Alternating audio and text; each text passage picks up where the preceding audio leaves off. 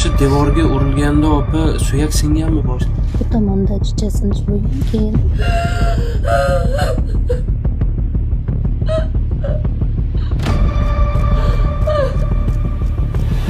Mana shu qizchani ahvolini ko'ryapsizlar.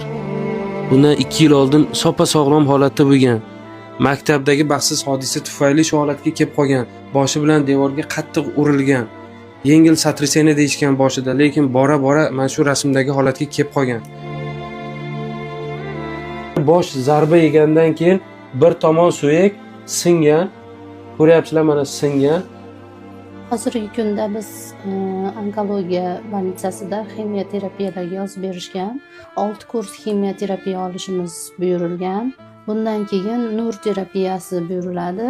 O'smay qolsa boshiga keyin suyak qo'yishadi. Suyak u ham operatsiya deyiladi. Boshiga suyak qo'yish, mana bu nur operatsiyasi deyapsiz. Umumiy mablag' sizga qancha aytishgan? Nur terapiyasi 30 million deyishgan. Toshkentda boshiga suyak qo'yish operatsiyasi deylik 20 millionlarga tushadi. Hozirgi kunda endi o'sha ximiya muolajalarimiz har bittasi 5 milliondan oshiq bo'lsa, hammasini sanasa 100 millioncha pul ketadi. 100 million. Xo'jayingiz yo'q, a?